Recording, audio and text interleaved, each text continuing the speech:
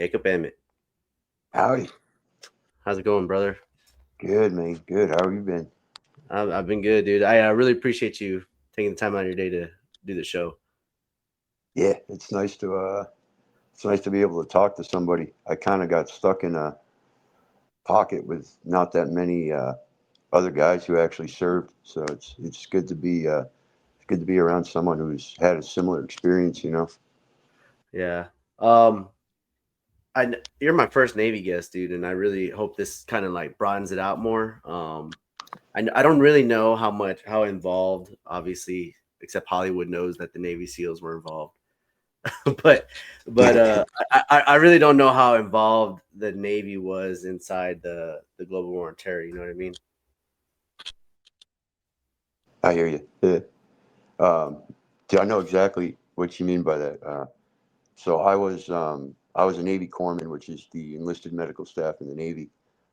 My specialty was field medical service technician, or 8404 was the NEC, but that qualified me to go with Marines. So I served with Marines as a combat medic, just like you did. Yeah. I spent more time at Marine commands than I did at Navy commands as a what do they call those again? Individual augmentee, I guess. Oh, We okay. had our own little thing with the Marines. But it's funny because I got shot and like actually a family member was like, so Jake was on a boat off the coast of Afghanistan and somebody shot him. How did that happen? It's like no, that's not really how it happened, man. I was in the middle of a valley in a fucking firefight, but No, I can't. I'm excited to get into that story, man. How's so like what year did you join the Navy? 2007. 2007. So like, what led you to join the Navy? Um, women, women, man. I like it. Yeah, no, no, really. I had a girlfriend, and it made me look at myself. I was like, "Holy shit, I'm failing out of fucking high school, Yeah. um, and I want to like own a house and lead a family with this woman. Right. What the fuck kind of man am I at what was I like 15, 16? I was already wrapped up in drugs and alcohol. And like I said, I was failing out of high school. The only reason they let me walk was because I had my what's it called? DEPS, my delayed entry program. My Right. guidance counselor sat down with me. He was like, dude, we're going to let you walk with your like 1.18 GPA, but no college is going to take you, so you better not fuck up the Navy. Um, Yeah. but that's really what it was, I saw myself and I was like, I'm a fucking shitbag, dude.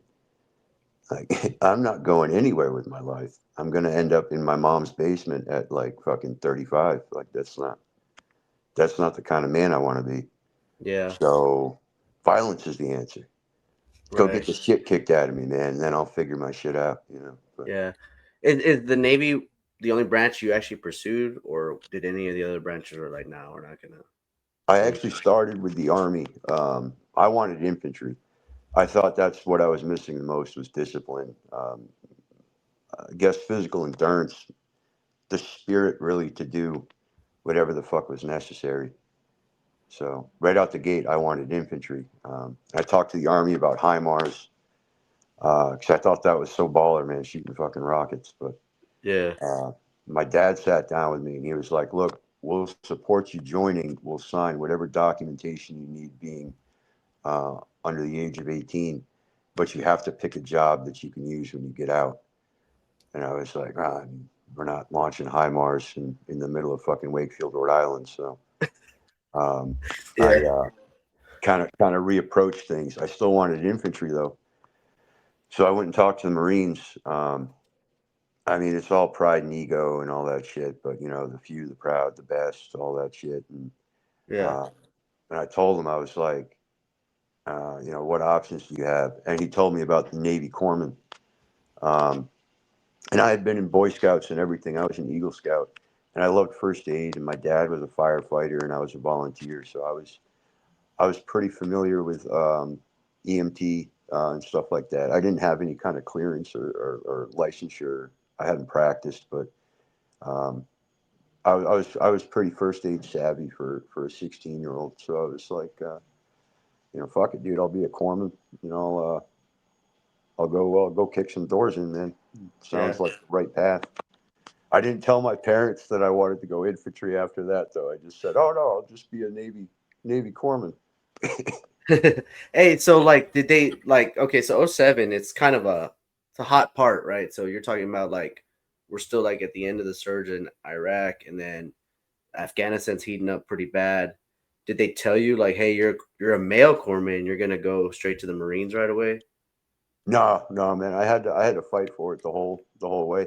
It's like I got the wrong card every station I went to, pretty much. But it's actually kind of funny looking back at it. I had these like mantras, and like in boot camp, I was like, "I'm going infantry, motherfucker. I'm going infantry." And then in corps school, I was like, "Where the metal meets the meat, man." But the Yeah, top two in corps school got to pick their orders, and everybody else was needs in the Navy. Um, I got physical therapy technician, and some guy got 8404, but he lost his shit. He was, "Oh my God, I'm gonna die. I'm gonna fucking. They're gonna send me into the infantry."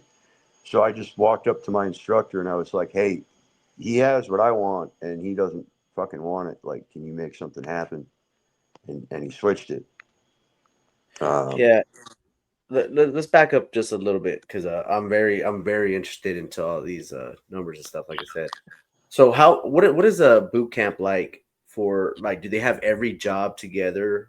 Like it's all in Chicago, obviously. yeah. But like, what is like? I have no idea like anything about Navy boot camp. Like, what do you do? Like, what does 1 week, first 0 week look like? You know what I mean? Ooh, I barely remember it honestly. But no, it's everybody packed in the same room. Doesn't matter where you're going, what you're doing. Yeah, All people stuck together. First yeah, week is just yelling at you, getting your shit, injections, stuff like that. And then after that, it's we had a manual, and you just kind of learn Navy lingo and a lot of PT, a lot of classes. Just kind of stuff like that. Boot yeah. camp was kind of a blur at this point, honestly. What How long is it? Do you remember how long it is? 2 months. 2 months. Okay. And what is y'all's physical fitness test? Do you remember? Uh,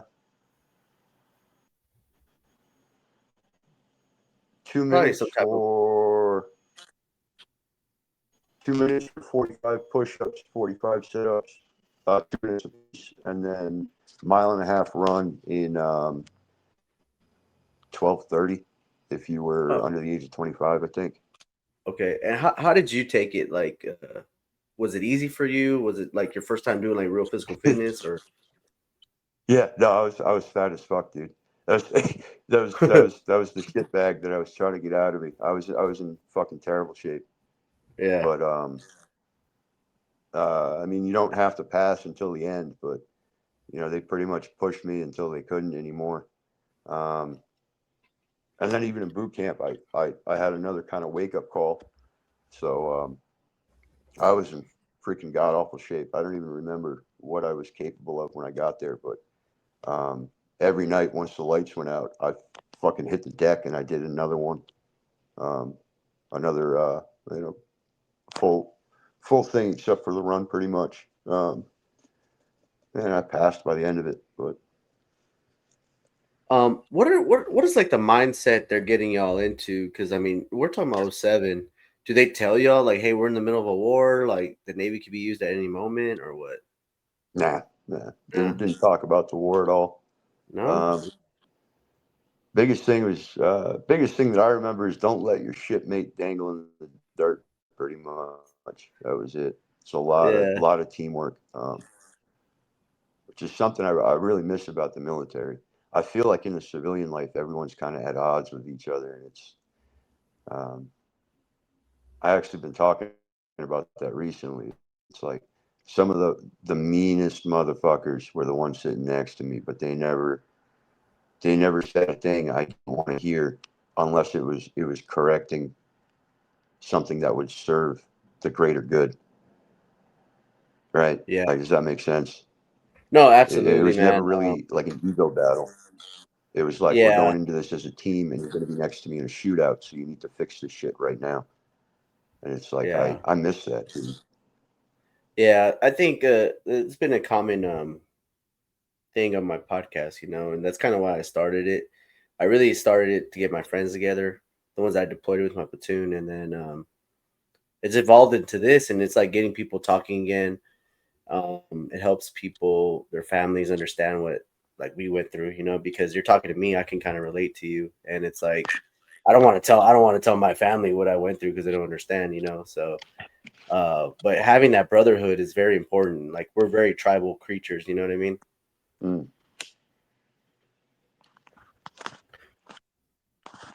I think I But run my mouth too much, man. Um, and it seems like people just don't get it. Like, not, even dude. People are always out to get for themselves, dude. I mean, like and then that's the thing too is they never want to say what they did bad. It's more of like, hey, I don't want to talk bad about myself either. I love accountability, though.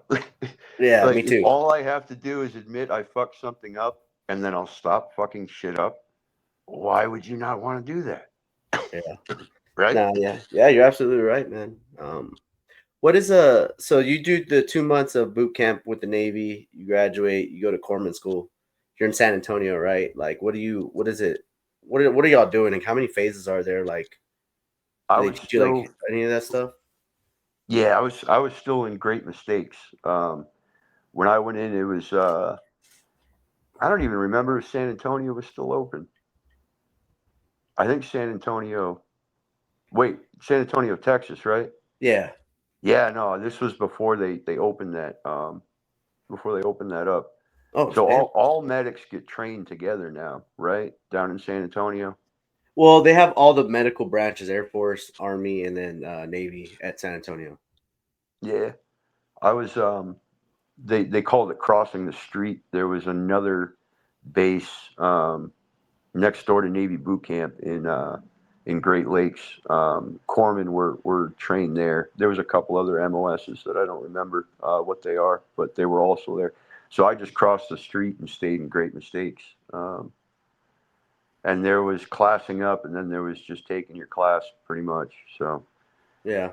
um, there was such a backlog. It was 6 months of just those phases that you mentioned, and that was really like libo phases, like how much they trusted you to leave base. Um, but it was just cleaning for 6 months, pretty much. Basic little maintenance on the base until we got into our class. What are you guys like? So like, let's say like the first like month, right? Like, are you guys doing like strictly hospital stuff, or are you doing like field medicine? What are you guys doing? In core school, it was general medicine, anatomy, not really that advanced, but some basic things like blood pressure cuffs. We had an IV lab. Most of it's the Brady book. We did the entire Brady book, which is the EMT training manual. Yeah, Um, it's like 2 months in the Army medical school. We do like that for like 2 months. hmm. All your real training though comes at your C school. So core school is an A school, and then your C school. When you graduate core school, you're what's known as a quad zero, which is just an open corpsman with like the bare minimum training. You can go anywhere basically as a quad zero. They just know that you're not specialized, but you can get on the job training, and you can strike for a specialty. And when you're at your specialty school or your C school, that's where they give you the advanced medical training. Okay, so is there like a B school in between those or no? Nah, I guess we skip a letter. I never noticed it before. Yeah. Yeah. So okay, so you graduate your corpsman school, which is probably like what, 2.5 months, maybe three. What was core school? 6 months of waiting. What was it? I graduated in March. Yeah, it was about 2 months. About 2 months of school. 2 months school. So that's when you talk about, hey, this guy, you got physical therapy tech, and then this dude got, what is it? What'd you call it? 84 what? Field medical service technician. And that's the Navy corpsman for the Marines, right? Like they go with a line. Yep. Yep. Yep. Okay. Okay. And you guys switch, right? Is that before your C school or is that after your C school? That was orders to my C school. Field Okay. medical service technician was my C school. Okay. And where's the field service medical technician school at? That one they have one on each coast, right next to Marine Corps installation. I got Jacksonville, North Carolina, at what was it, Camp Wilson, Mm-hmm. right down the street from Camp Lejeune. Um, Okay. So when you what are they teaching you on that field medical school? Because I know medicine evolved a lot from by the time you were in, which was probably like '07 and '07, '08, and then when I got in was 2012. Are they like kind of go over the process of like, if you remember, like, hey, what they were teaching you as in field medicine wise? um, some care under fire, but a lot of it was the overarching health and safety of a field camp, basically, Yeah. like sterilizing water, distance between latrine, bivouac, and dining facilities. Right. Uh, we did some sea burning.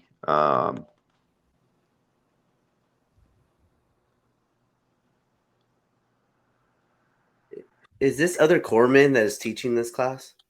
Yes. Yep. Okay, so they're this is other field corpsmen that have already done this and they're teaching this, right? Yeah. Okay. So like are you guys doing like bleeding controls, airway, breathing, circulation type stuff? Like are y'all doing any of that? A lot of that was actually still really basic in school. Uh-huh. The most training I got was once I got to the fleet, and then they'd start sending us to like T-Triple-C class. Yeah. We did Pig Lab once we were in the fleet. Yeah. I fucking love Pig Lab. Um, I'm teaching TECC right now with a guy, which is basically the civilian equivalent, the care under fire, to Yeah. first responders to deal with like mass shootings and um, active shooters, things like that. Um, the schools, all of our schools, really just kind of get your feet wet so you can speak the lingo. Um, and then most of the training was that I got, I think, was really when I hit the fleet. Yeah. Um, How so let's say so you get to what'd you say, Camp Lejeune, right? mhm. So when you get to your first, is that your first your first fleet, or where do you guys go like after your school? Yep, yeah, right from C school, I went to First Battalion, Second Marines, Okay. attached to a infantry battalion. And that was my first duty station after my schooling. Um, What is it like being a Navy corpsman in a Marine battalion? There's not many of y'all there, obviously. So yeah, uh, yeah, no, I digged it, man. I definitely got a lot of respect. It's kind of frustrating. There's a couple of small things that were sort of annoying. Um, I probably just had a bad first sergeant. I don't even remember this guy's name. He was only with us for a short time, but yeah, he sort of wrote me off because I wasn't a Marine. yeah, Um, and I remember this conversation so fucking clearly. I wanted to take a night class to get my EMT license. yeah, Um, that's one thing that I'm super jelly that y'all do. You guys get your national EMT cert, right? yeah. And some of us, like when you get to the unit, like you get to go to paramedic school and stuff like that. Yeah, yeah. I didn't get anything civilian whatsoever. Uh-huh. Even though like I could probably rewrite the Brady book, but I've never been like officially licensed. But when I went to my first sergeant, I was like, hey, I want to take this night class. I'm not going to miss anything. Um, and then I'm going to join a volunteer crash rescue on the weekend. And he looked me dead in the face and he goes, I don't understand how furthering your medical training or practicing medicine in your off time could better your career as a sailor or improve what you have to offer us on deployment. And when he said that to me, I was like, oh my God, like That you're doesn't just being an asshole, man. Yeah, that doesn't even make sense. Like usually like I don't know how the Marines are, but like in the army, the infantry or any Cav Scout, whatever, they treat Doc like they're gold, man. Like you know what I mean? Like there's nothing you can do wrong, man. They'll take your guard shift, they'll do a bunch of shit for you, you know what I mean? So it's kind of weird that hearing a first sergeant talk to It a was corpsman just one fucking weird. asshole. It was just one asshole. But I didn't really have like anything else to do after that. I was like, well, I don't know. So when you Um, get to your first when you first get there, like what time frame is this? I got to the fleet in like '08, I think. Uh like early '08, mid '08 or what?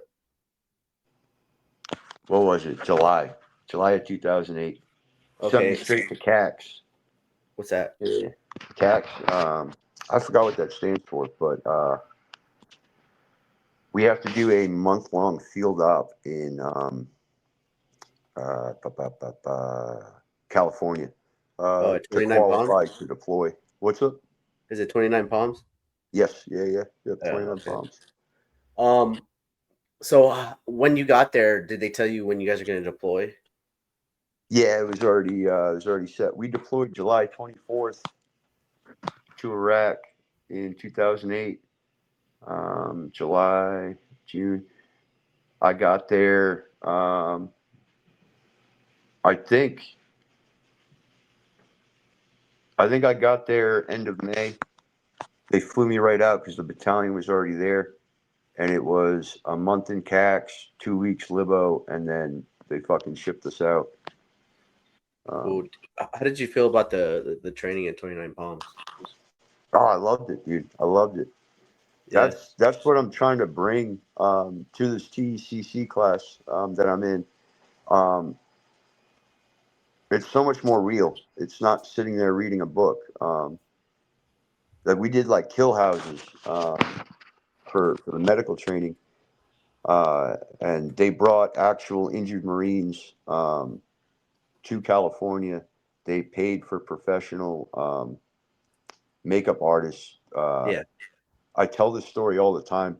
I got choked the fuck out by a 250-pound Marine with no legs when I was 19 while I was doing medicine because he actually lost his legs in an IED blast, and he was actually acting like people act when they get that wrecked. Yeah. Um, and while I was trying to administer aid, because he's so goddamn burly, it's 250 pounds of muscle, not fat. He no, he grabbed me by the fucking throat. It was just freaked out. It's like Yeah. I got choked out in training. But it's like real training. It's not sitting there like just reading a textbook. Yeah. We do that in Fort Irwin, California. It's probably not that far from 29 Palms. It's in the Mojave Desert too. So Mm, um I think it's a good training too because every time I hated it at the time because like it just sucks. You're just out there just being miserable.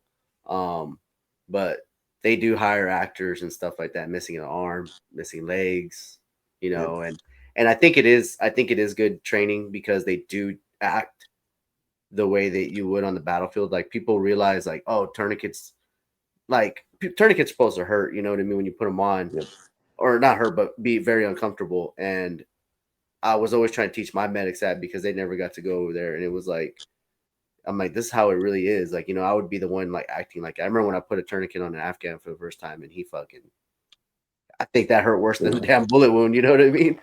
yeah, yeah, yeah. So Okay, The other so guy, sorry, you're sorry, go ahead. you're no, you're good. So you're doing your 2 weeks, like what, like you're on leave and all that stuff. Like, how are you feeling? Like, hey, leading up to Iraq. Uh, at that age, man, I was always uh, kind of restless and uncomfortable. I mean, Yeah, I wasn't really the bravest um, motherfucker until after I served, but um, I think I felt like a fish out of water and scared yeah, um, until I got back from my first pump, and then everything started to fall into place. yeah, And I feel like I finally like matured, and it's like, all right, um, the world is my oyster. You know, I don't yeah, give a shit that I'm not in the neighborhood that I grew up in. I can find my way. I can do stuff. But no, I had this sense of dread, um, probably the whole way through that first tour too. yeah. Um,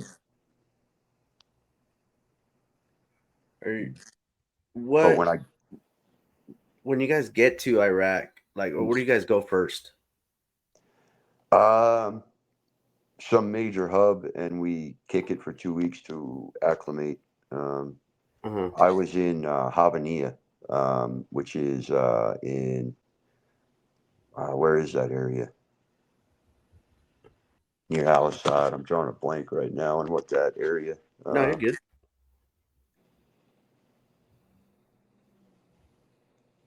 Yeah, it's all but right. yeah, So when you northwestern Iraq. There's a word I can't think of right now. But no, you're good. What are you hearing while you're in that 2 weeks? Like, what are y'all are gonna drive over there to Iraq, or like what? oh, they flew us commercial to Kuwait, Kuwait. and Yep. then they flew us military to one of the major hubs. Uh-huh. Um, and What's up, everyone? I just want to hop on here real quick and give a quick shout out to our sponsor, Fleming's Cleaning. Go ahead and use code word GWAT13 for 10% off your next residential or commercial cleaning. Also, if you haven't done so already, please go ahead and subscribe to the channel. If you haven't done so, go ahead and hit Spotify up and follow there if you like to listen to podcasts on the road. Also, go ahead and follow our major socials on Instagram, TikTok, and Facebook at the GWAT Goons. Share this content, please. And with that, let's get back into the episode. there's an air base next to Havania that I can't think of the name of, but they flew us from Kuwait to that air base, and then just trucked us over in the back of 7 tons to Havania. But that was a pretty built up installation. So I mean, we had like a chow hall. We just kind of kicked it there for 2 weeks to acclimate. Yeah. What is it like those 2 weeks, right? Because we're doing left seat, right seat. Like, what are you guys doing? Uh, it's mostly higher ups. We do rip and toa, Yep. but it's mostly higher ups at that point. Some of them go straight into patrolling to learn the AO embedded with whatever unit we're replacing. Um, but that first tour, I was so bottom of the barrel. I just kind of sat in the back and waited. That was pretty much my experience in Iraq was hurry up and wait Yeah. until we got kicked out to our FOB, our forward operating base. Right. What are you guys? Are you guys? Is it like a platoon size, or is it like a company size, or what is it? Company and Hob, and then we split the platoons into forward operating bases. Okay. And are you guys going out in vehicles? Are you doing dismounted patrols? What are you guys doing? Both. Both. H- How is how what it's it what's it like? Being in Iraq. Like, you do all this training, and then now you're finally going out there to do your job. Like, you did your field medicine training. Like, you did everything so that you hope that gets you ready for that. You know what I mean? So, like, what is it like? When is it like you're like, damn, this is Iraq? Uh, Biggest tease ever. Um, I'm happy. I'm happy I didn't see combat in Iraq, Yeah. but no, I was infantry. I was preparing for battle, and we walked around and we did a lot of ad hoc humanitarian aid, and uh, bu- bu- bu- bu- we had a huge operation, Operation Yellow Pages. We Mhm. we were in a city. We had to go to every single house and collect personal information like fingerprint ID, a picture of the face, and all that stuff. I think we were basically trying to create the social security network that we have here in the States for the Iraqi government when we did turnover. Mhm. Um, but no, I didn't do a single fucking piece of infantry when I was in Iraq. So It you was guys are just all mainly, well, you are right, like because you're doing like presence, right? Like you're presence. asserting Yeah, you're doing like American presence there, and I mean it's still pertinent today. I don't know if you saw like an episode I had like 4 episodes ago. My friend, he's still in Iraq. He actually did an episode while he was in Iraq, so it's like I guess it's still pertinent, and then things are still being established over there. It's not like Afghanistan where they just as soon as we left, they're like, "Fuck it," like it's yeah, just back to the way it is, you know. yeah. So how do you feel though? Like I assume your Navy contract is probably like what 4 years, 5 years up front. 4 years. Yeah, Yeah. How do you feel your first deployment? Like, hey man, I wanted to do all this shit, but in reality, we're just doing like presents. it was great training. That's Yeah. what it is. It took me a minute to kind of put two and two together, but the way I look at it was Iraq was training for Afghanistan, because when I was in Afghanistan, we got into firefights pretty regularly, but in Iraq, where the potential threat existed, but we never had to face it, um, we at least lived for like 8 months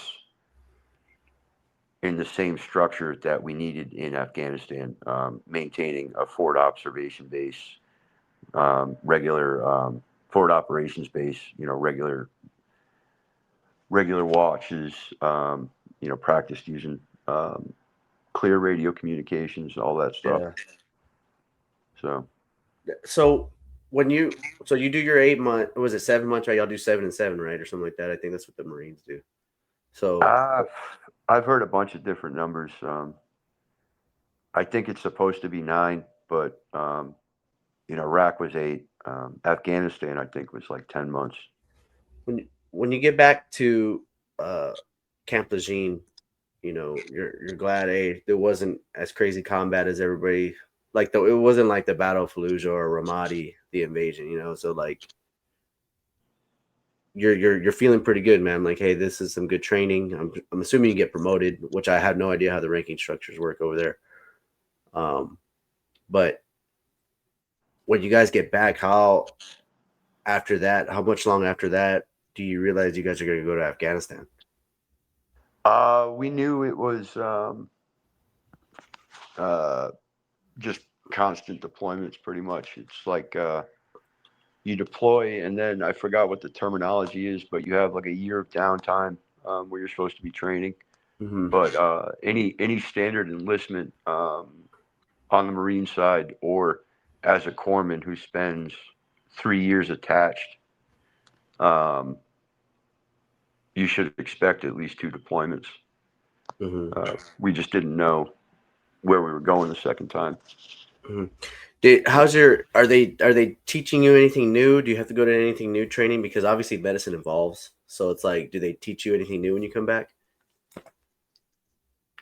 Yeah, that was when they opened up the tactical combat casualty care courses, and we did Pig Lab as a part of that, Mm-hmm. which is great. Did you guys do live tissue training or? Yeah, we did live tissue training. We have to go through. Damn, what is it called? We have to do tables every year. So every year we go through tables, and then sometimes you can count the live tissue labs as your tables. There's table eights, right? Like there's different multiple things. Like there's basic medicine all the way up to trauma training. Now it's like prolonged field care. There's a bunch of stuff going on Nice. nowadays. But Yeah. I mean, I've been away from it since what 2022. So, but my friend's a PA and he still kind of keeps me up to date with a lot of stuff. what's Hell going yeah. on. Yeah. But yeah, it's great training, man. Like we even do during the tables, they even do like a simulator of a Black Hawk, like how it's gonna happen when you hand off to a flight medic. No Um, kidding. yeah, uh, they'll have like a room, and then they'll it's painted. It's not just a room. It's the size of a room. It's a little box, and it looks like a Black Hawk. And they'll have like loudspeakers of the helicopter rumbling, and then like somebody will imitate as the flight medic, and then you have to get your medics to put the person on the bird and stuff like that. So it's pretty good. Hmm. I liked it a lot, you know.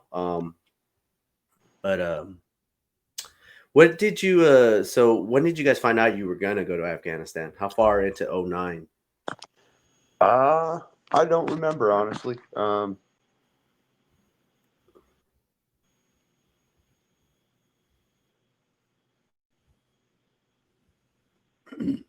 I think it was kind of expected. Yeah, It was maybe a month of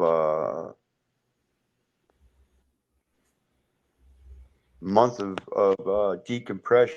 We went home on post deployment leave, and then probably 2 or 3 months after that,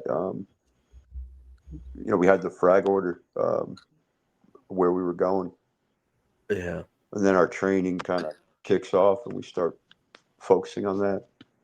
Do you have any like leadership that already been in Afghanistan? Say again? Do you have any like leadership, like other Marines, maybe like your senior corpsmen? Are they have they been in Afghanistan before, or they've only been in Iraq? No, only Iraq. Yeah, because like I know that there's some people that go to Iraq to Afghanistan, and like obviously you know as soon as you get to Afghanistan, it's a whole different beast. Yeah, yeah, yeah. Yeah, so Well, oh, they go ahead, sir. we might have had a couple of guys float in. I don't remember anybody really talking about it that much, though. Um, during that workup, there's boot drops where a class um, ends, and then you get like a bunch of people out of like um, I don't remember what the schooling's called for the Marines, but their schools like Yeah, yeah, rifle, yeah, gun, and all that. But then there are senior guys that kind of float in here and there. Um, yeah. but I Usually, don't. what I notice is like right after deployment, like you get like a bunch of changes.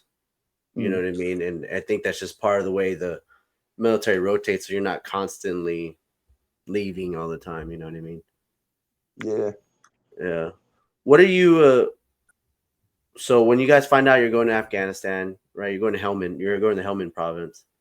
Um, I assume you guys fly into what, Bagram or Kandahar? Where y'all fly into? No, we hit Leatherneck, and we divided.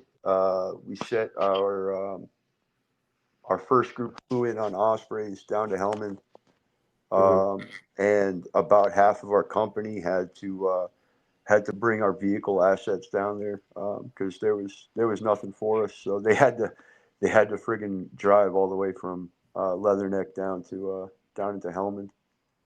Yeah. Uh, What's it like? I mean, the difference between Iraq and Afghanistan. The first couple weeks. I'm not talking about like obviously there's a fighting season. We already know that and everything like that. What's it like the first like few weeks? um, Not that bad, man. When did I get there? Got there in March. The weather was pretty nice. Yeah. The scenery was very different. Iraq, uh, I kind of floated around Al-Anbar. That was what I was looking for. I was all Mhm. over Al-Anbar in Iraq, um, but Habaniya, where I spent the most time, was like a city. Um, uh, Afghanistan, though, was just like this wild valley, this countryside, pretty much. Yeah. Um, but What is no, what is Camp Leatherneck like? Like I've only heard about it. Like what is it like size relation? Let's talk about like a football field. How big is it? oh, I never saw all the Leatherneck. I actually couldn't tell you how big it was. It So was it's definitely pretty big. large. Oh yeah, oh yeah, Yeah. Damn. yeah, And what is it? It's like it's got everything you need there, huh? pretty much. Is there multiple battalions working out of there, or is it just like what? Yeah, I mean, it's got to be the size of Al Assad. You familiar with Al Assad at all in Iraq? Or Mm-mm. No, I didn't go that right. no? No. Um, yeah, well, I'd have to look those numbers up. But I So mean, it has like it's probably like what, like 8 football fields into a giant square, right? Probably that's probably a good reference because there's an airfield in there, right? Like a helicopter landing pad and stuff. yeah, more than helicopters, like main, um, like I think the Galaxies can land in Leatherneck. Uh-huh. Uh, So, actually, I have a very interesting question. I don't know if you can answer this, but like, how do they know what battalion of Marines is going to take like what area? You know what I'm saying? Like, hey, you guys are mainly working out of Camp Leatherneck, but like, hey, I'm going to send some of you guys over here to helm in and do what? you Well, I mean, you pretty much have those orders before you get to Leatherneck. That's just Uh-huh. like the main hub. Like you land in Leatherneck, and then they distribute you out from there. Right. So when you get to go to somewhere in Helmand, like, what are they telling you? Like, where are you going to go? Um,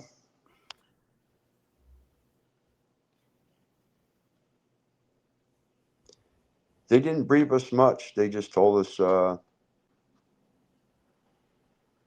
this is our AO. I don't remember the entire breakdown of it. My company had one particular section in the AO. Yeah. It's a lot of it's a lot of kind of a lot of that sort of kept in the higher ups, I guess. Yeah. Are Um, you guys going to a different fob, or you guys are just going to stay in Leatherneck? no, they sent us to shoot, what was it called? Um, I ended up relieving a British unit. Oh. I can't remember the name of the patrol base that we went to, Uh-huh. but we relieved the British unit who was supposed to take ground. Um, and they got stopped pretty much by the Taliban. They weren't able to take any ground, so we did rip tow with them Mm-hmm. on their installation, and then we pushed north. We took like 7 miles, I think, um, and then set up Patrol Base Griffin. Um, Okay.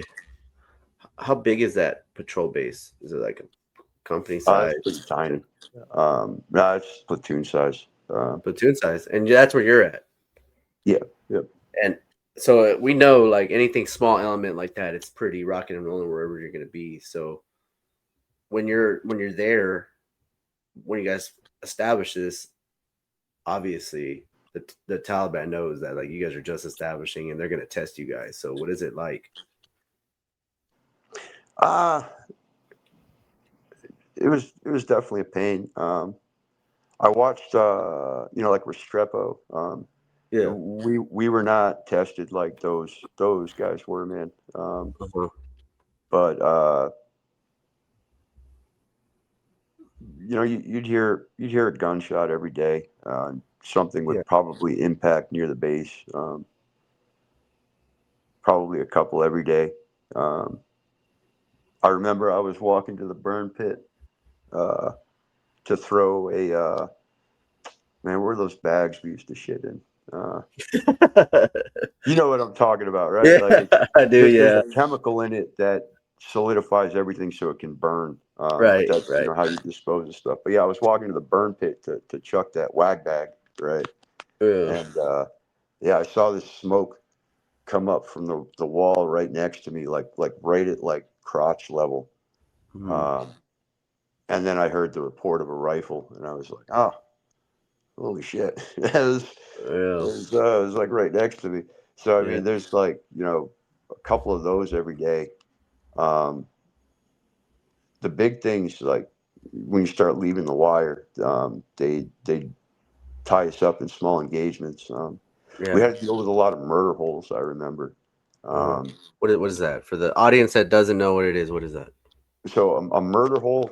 So in Afghanistan, all the houses are basically compounds, right? It's not like a bunch of cookie cutter houses. It's like a thick mud wall, Yep. and then in the wall is a building. Yep. So a murder hole, since these walls are like uh, I don't know, 10 inches thick of like mud and straw. If you put a hose on it long enough, you can carve a hole through it, big enough to stick a rifle through.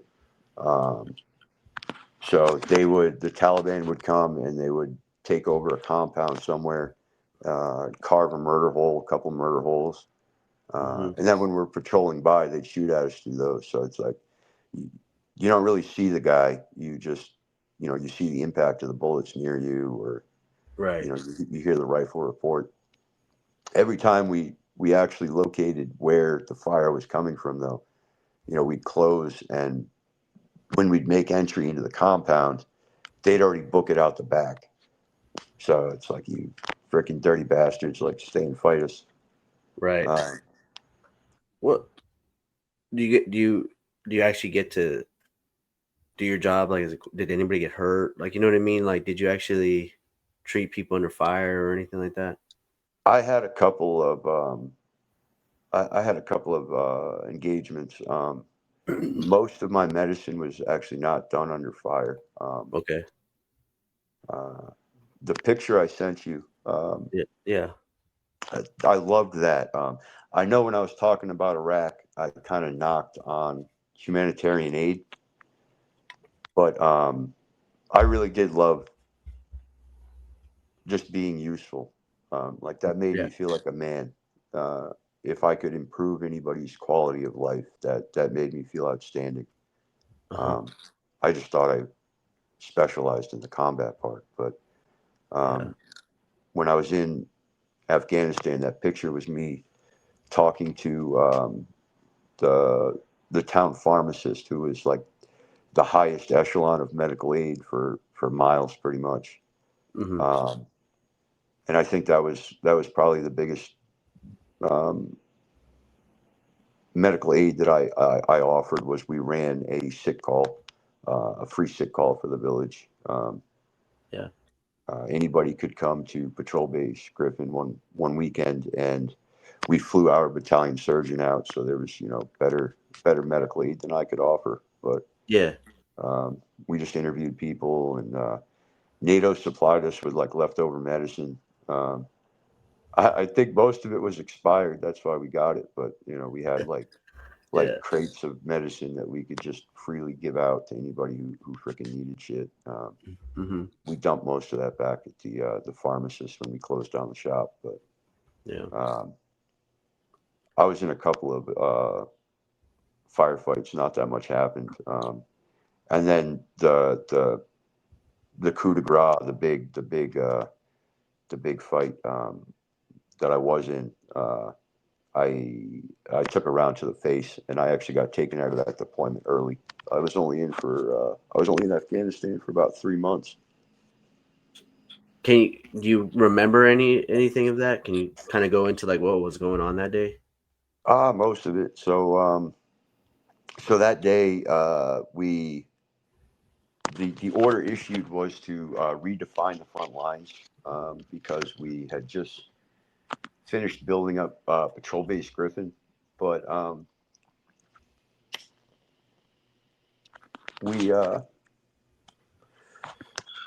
we we went on a patrol headed north, and the entire purpose was to go until failure, till we ran out of the limits of air support and artillery, or until we were just stopped.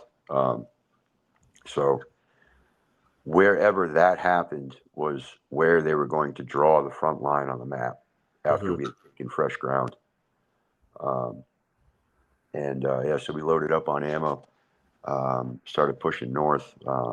I think we defeated like 3 ambushes, and the fourth one they finally brought all the fucking heat. Everything they had that was like, no, you're not going past this fucking line.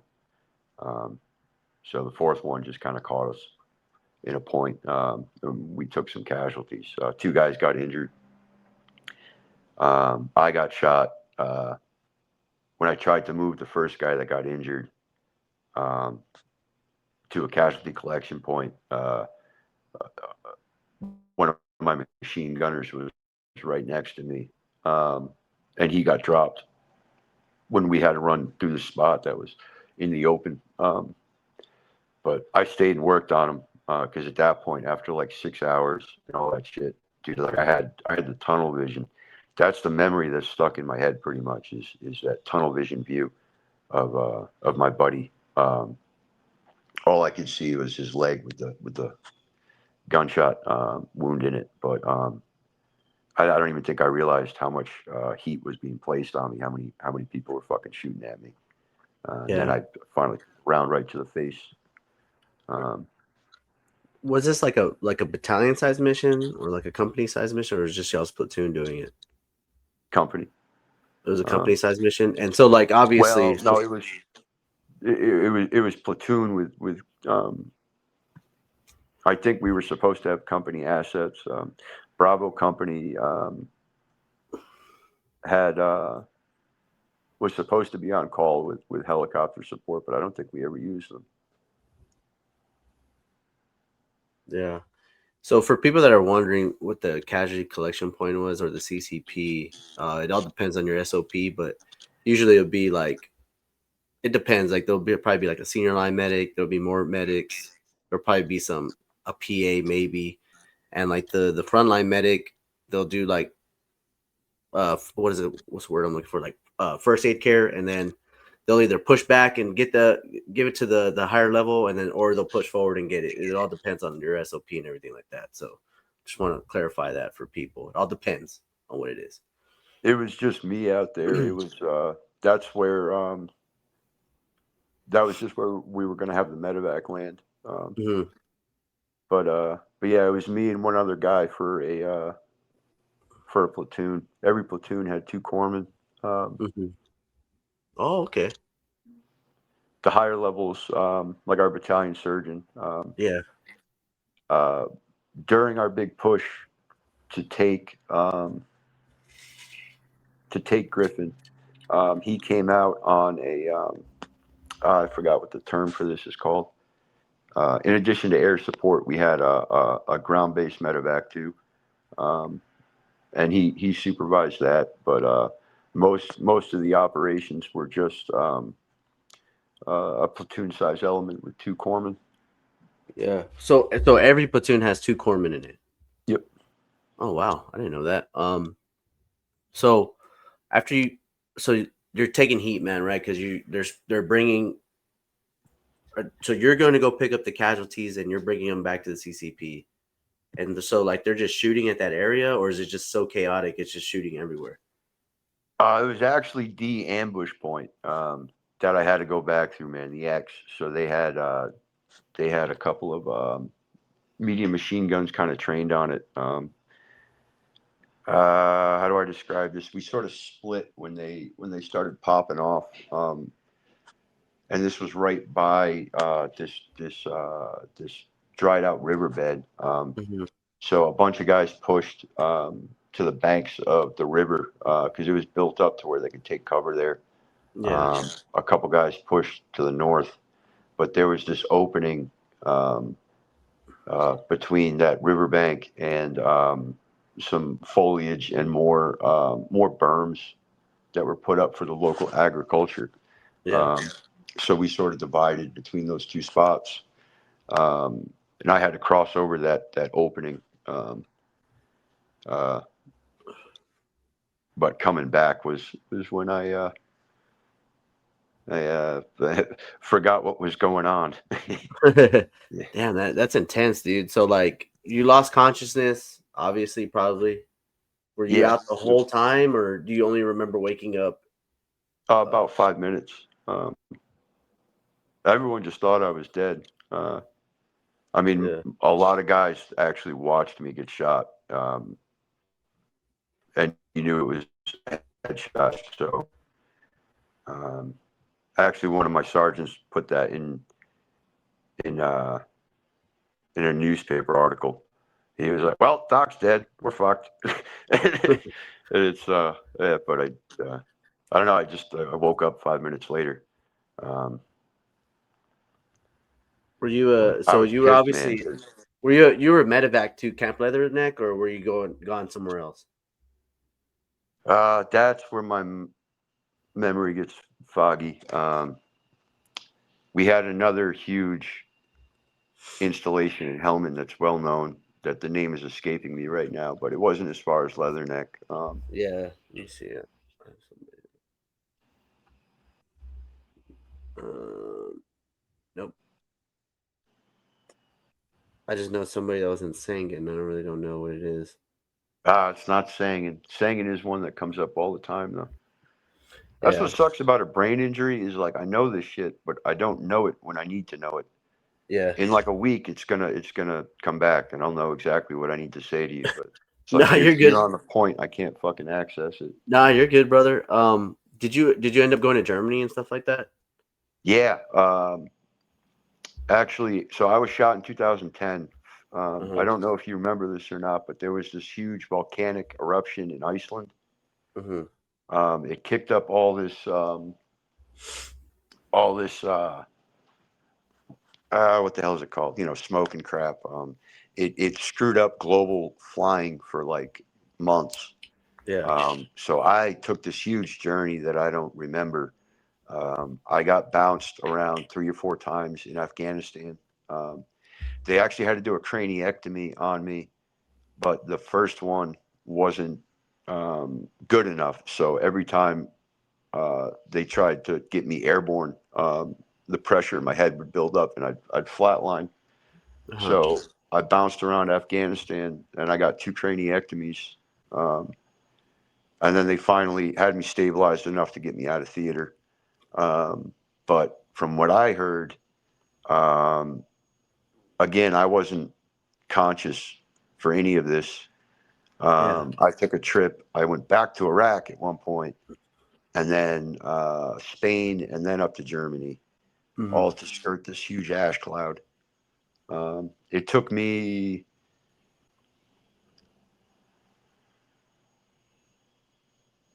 3 weeks, 3 weeks to a month to get home. Yeah. I feel so bad for my parents that they had to deal with this shit. They were called um, probably within 48 hours of me getting shot, and they were told, "Your son's been shot in the head. You need to get to Bethesda. We don't know if he's going to make it or not." And then there was no communication for about a month, and they Yeah. just fucking sat in Bethesda waiting.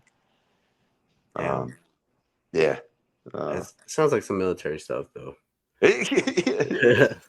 Yeah. um. So, how long was the recovery process, man? When you got out of theater and everything? Shit, I'm still recovering, man. Yeah. Hospital for what, 6 months? Damn. Had 27 surgeries all above my shoulders. Uh huh. Um, I finally got my plate put in. Um, 'Cause that whole 6 months, I had this huge dent in my head. Yeah. I had to wear a crash helmet. Um, Uh huh. but probably about 6 months, and then they sent me home on convalescent leave with a titanium skull. Yeah. And that was another 2 months convalescence leave. Yeah. And then so I'm trying to say how can I word this? Obviously, like it's upsetting, right? The enemy gets you. You know, they have better days than us, dude. And like like are you kind of upset like that your career had to end like this or no? Yes, yes, fuck yes. I say that all the time. Um, the most traumatizing thing was that I can't do it anymore. Uh It's huh. nothing I did. It's nothing that's done to me. It's the fact that I can't do anymore is the most crippling part of this entire fucking experience. Um, Yeah. Well, and it sent me down a shit rabbit hole. I was just gonna ask, like, what? Okay, so let's talk about like, hey, the if you don't mind, like, hey, did you have to learn how to walk again or anything like that? Like, what was it like, dude? Like, how hard was it? You're showing a lot of like resiliency here, dude. Like, so Mm, what's it like? You know? uh, it just pissed me off. I mean, that's all I've really felt for the past, like, Christ, 15 years is just anger. Um, I remember I was so hopped up on drugs when I was in the um, ICU. Hmm. I didn't want to cooperate at all, so they were like, "You need to learn how to walk." And I was completely different mindset on all those drugs. I was like, "No, I don't want to walk." And they put me in a chair that tilted, and they dumped me on my feet. They were like, "Quit being a little bitch, dude." Yeah, But like after that, though, it was just annoying. That's all it is. It's like I'll get up and I'll do this, but I'm pissed that I can't fucking do this. But yeah, it wasn't that difficult. I wasn't completely immobilized. It was a lot of balance problems. Um, my dad used to crack jokes about this when I got moved out of the ICU and uh, and I was on the surgical floor. They would throw uh, they'd bring like fast food, food other than hospital food out, but you'd have to walk out of your room, go get a plate, and walk back. And it was really all balance problems. If I carried a plate in my left hand, I couldn't hmm, walk in a straight line. I would shift and hit the left wall, and then shift and go to the right wall to try to counter. I couldn't walk in like a straight line without this like weird lean in some direction, and I'd over counter. But it wasn't that hard. It was just annoying as hell, man. It's like yeah, Jesus. I'm 21 and I can't walk in a fucking straight line. yeah. You feel kind of defeated, you know? Yeah, yeah. Um, Um, I think a lot of people had a much harder time than I did. I'm not saying that I didn't have struggle, but it's like I got the easy suffering to some degree. It was just annoying. The only other therapy I really went through was speech therapy, which it's all revolved around how I can't find these words when I need them. mhm. It was a lot worse, but yeah, I would just go for a month, for a couple of months. Every day I'd sit down and we'd do like this flip book to you'd see a picture and you'd have to say the word. It was about that easy, Yeah. but How is it like your mental? You went through a pretty traumatic event, and the recovery is traumatic too. If you think about it, you can't do the same things that you used to do. So, how was that with you? I turned to drugs and alcohol. Um, Yeah. yeah, I wanted to get back to the line, um, so the Navy gave me 3 more years, um, but I really half-assed everything. I didn't commit to anything, Yeah. and any chance I got, I was out drinking, um, and I was showing up to opportunities I had to continue practicing medicine, like still drunk from the night before and shit. And, I mean, I did that before I got shot, but it didn't slow me down. I was just drinking like a sailor, they'd call it. You're right. Hmm. Same with the Marines. You party hard, you work hard. But after I got shot, I couldn't control my partying. Um, and it actually had like a negative impact. Do you So the feel like Navy, that was a coping method? yeah, I mean, that's exactly what it was. Uh huh. I lost all interest in growth. I had no concept of that. I was just fucking miserable and pissed. And I just wanted to fucking feel better. Yeah. Yeah, man. It's really hard, man. Like I'm listening to your story right now, and it's like it took me a long time to realize like people's heart is more harder than mine because I was going through like the same thing. I saw a lot of my friends die, and um, it took me a while though to get over the fact that like, hey, it could have been a lot worse in the Mm. situation, and I appreciate you opening up your story about that, man. It's not easy, man. I've never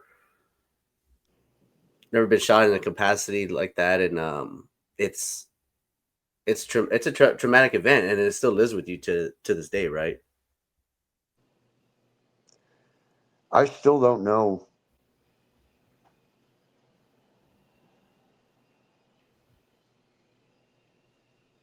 I hear such vague things, man, and I still don't really know Yeah, um, how to answer those questions all these years later. People keep telling me that I should do the work and the therapy, but I've never really gotten a clear definition of what that even is. I think it's just part of my story. Um, Drugs and alcohol fucked me up for the past 15 years, and I'm 2 years sober now. But congratulations, dude. thank you, thank you, thank you. But I mean, the fire's lit, um, and that's really what it was. Was I lost my soul? I had no fire, no drive, um, no real desire for improvement Hmm. for those last 15 years. But um, I don't really know what the definition of trauma is anymore, or any of that. It's Yeah, That's just kind of my experience, and um, I have to learn how to reintegrate with society because I've been checked out so long.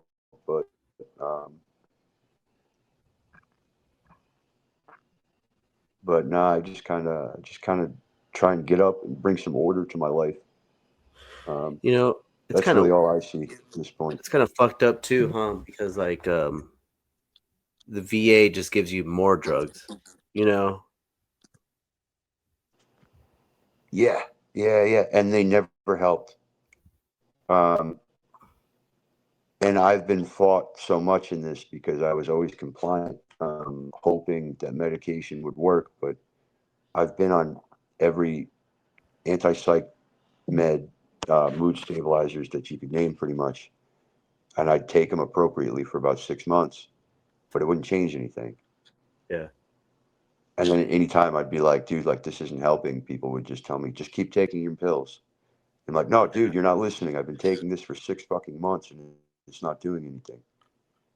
And they would just keep changing the medication finally when I complained enough. But once I got sober, um, I wanted a reset. I wanted to find myself and know where I'm standing. So, under doctor supervision, I'm off everything at this point. The only thing that I put in my body is cigarettes and caffeine. Um, and that's pretty much it. Because that shit never helps me.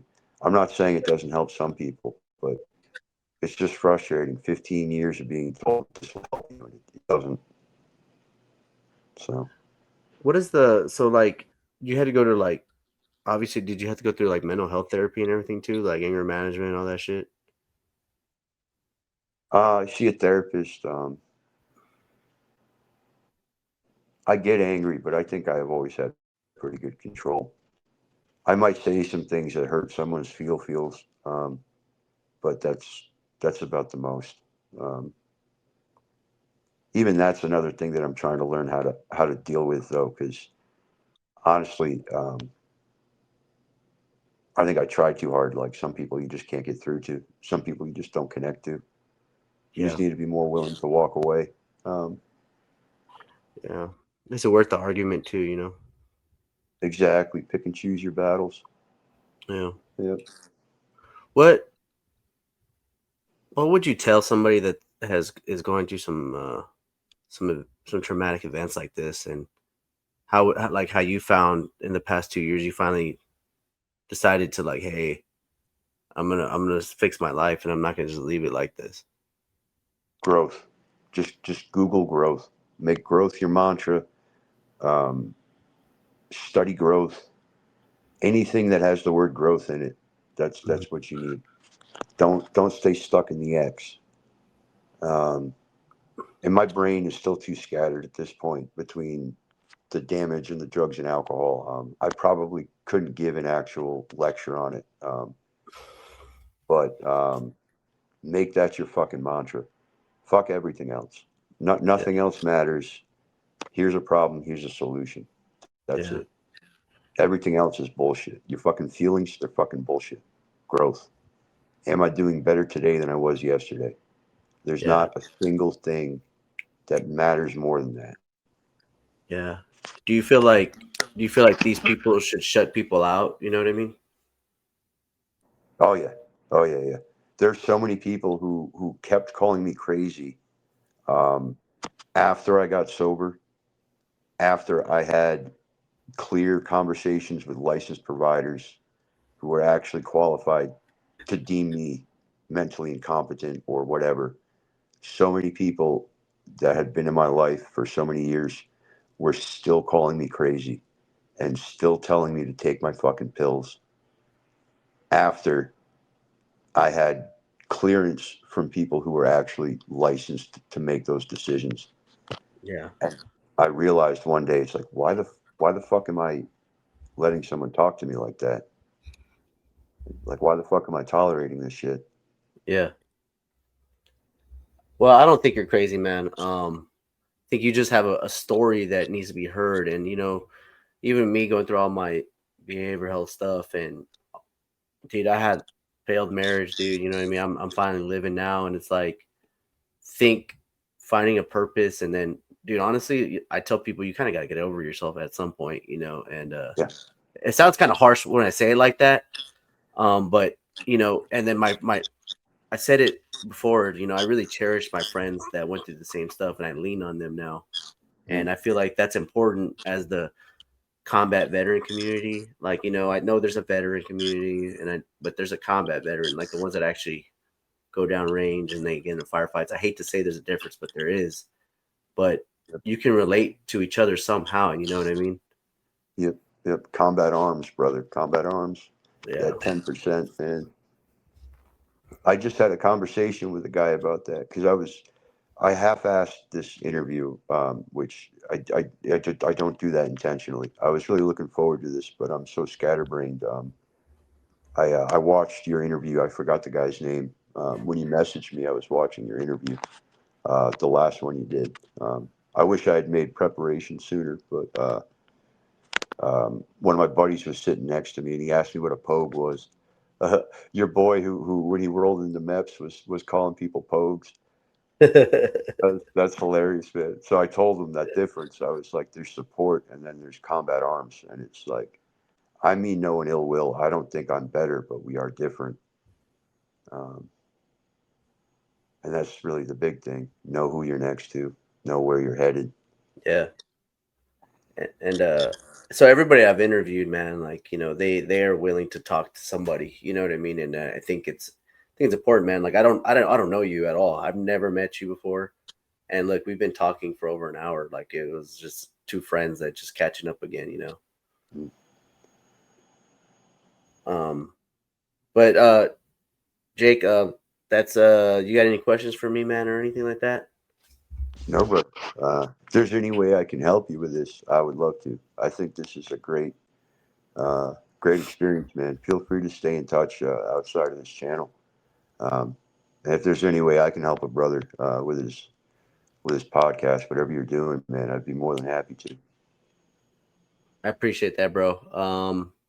Jacob Emmett, ladies and gentlemen. Thank you so much for watching this episode. Once again, please subscribe, share this content. If you have anybody that you wish to get onto the show, please send them my way. And with that, catch you on the next episode.